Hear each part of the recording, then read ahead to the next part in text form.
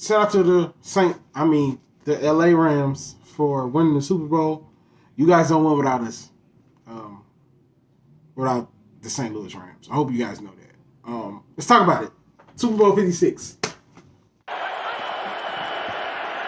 Burrow trying to keep it going, gets spun down, gets it away, and incomplete. It looked like P-Ron might have had a shot. Of course. I mean, you don't even have to think about it. Do not even have to think about it. Hey guys, if you don't know me, my name is Keith. I do Black Quarterback Series, and today we have no black quarterbacks involved, but it's the biggest game of football ever, the Super Bowl. We have the Rams versus the Cincinnati Bengals. I don't have a Bengals hat. I'll try my best to get a Bengals hat sometime next season because I feel like they're going to be, a bigger thing now. The AFC North is just going to be crazy. But that's a tangent. That's a story for a different day. So I'm gonna give you guys all the numbers and blah blah blah, and then we get started with the game. So Cooper Kupp was the Super Bowl MVP. 8 receptions, 92 yards, 2 touchdowns. Matt Stafford, 26 for 40, 283 yards, 3 touchdowns. Hey guys, real quick. I don't know why, but this part of the foul corrupted. So Matt Stafford was 283, 3 touchdowns, and 2 interceptions. I'm not sure why this part corrupted, but yeah. So that's what he actually was. And so this next part is going to be about me talking about Cooper Kupp and how important he was to the game. And I get more into game planning and all that. So I kind of want to tell this to y'all so y'all wouldn't be confused with the sudden change of subject. Enjoy the rest of the video. Was 8 receptions, 92 yards, 2 touchdowns, and like I said before, he was Super Bowl MVP. Utterly deserved it. Matt Stafford didn't play particularly well in the second half. As they've done all season, they kind of won in spite of him. That defense was elite. Aaron Donald didn't get a lot of touches. He didn't get a lot of sacks, but his presence on the field was just that second half. His presence on the field was just everything. Like, you knew Donald was there. They held him down that first half, second half. I don't know what happened in the first half, but he was dominant in that first half, or that second half. I'm sorry. He woke up just a monster. Like I said, he didn't get very many sacks, but he was dominant. The missed field goal we thought was going to come to a bigger deal than it actually was. Wasn't a big deal in the grand scheme of things. I guess the only thing that really changed is their mindset to go for a touchdown rather than go for a field goal. Because they're only down 3 instead of being down 4. That changes some of the ways that we think about it. And we can't go without talking about Odell. I don't have his numbers in front of me, but Odell was huge. This game might have not been close if Odell was healthy. Non-contact injury. I haven't watched any updates on it, but I know it's a knee injury, and he was out the whole second half. He was great the first half. And that's what I'm more happy about winning, aside from all the trolling and anything. This is about people. And Odell is one of the great people that I'm glad to see him win. Odell is one of the guys that, as a black man, you don't get a chance to grow. You don't get a chance to grow and make mistakes and, be better like other people would be, right? Odell has a chance to grow. Shannon said something to Skip. If I can find it, I'll see it. Where he was talking about Odell's development, and Odell from New York to now. Odell is a better man. I'm a better man than I was when I was 20, 22, 23. Odell's a better man right now. He's expecting a child. He's in a relationship that he's good in. If I've shown the clip, Shannon has talked about this. He's a champion now. You can't take that away from him. Not only was he a champion, he was a contributing factor to them winning. Like, they don't win a lot of games even in the regular season without Odell at this point because Robert Woods got hurt. And that's another video for another day. But do you keep Robert Woods? Do you trade Robert Woods? Of course, I think Odell will damn near play for free to stay with LA at this point. So I don't think re-signing him would be a problem. But the Robert Woods situation is going to be like, ugh. So I think Robert Woods might get played off. Odell will make him get him played off the team, if that makes any sense. Odell is such a supreme talent, even now. But that's Coop's team, and we all know that. Odell is a great number 2. Great win. Matt Stafford got a ring. Aaron Donald got a ring. The lineman, I can't remember his name. He got a ring, which he's probably mulling retirement right now. So he's like 40. If I find him, I'll put his face up here. Great win. Just overall great win. To casuals, the game might have been kind of boring, but to me as a guy who's a football junkie, as you guys can see, I'm a football junkie. It was great. I enjoyed it. But there is one more thing, and then I'm gonna get to Cincinnati. The one thing that I do want to put pushback on, that a lot of people are going to be talking about, is all the flags at the end. All the flags at the end. Every single one of those flags was legitimate. The tug the first time on Coop.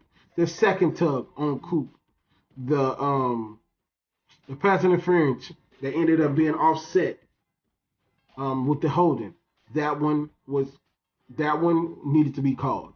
And this one didn't happen in that 5-minute block of time, but the face mask on Jalen Ramsey was the only bad call of the night that I saw.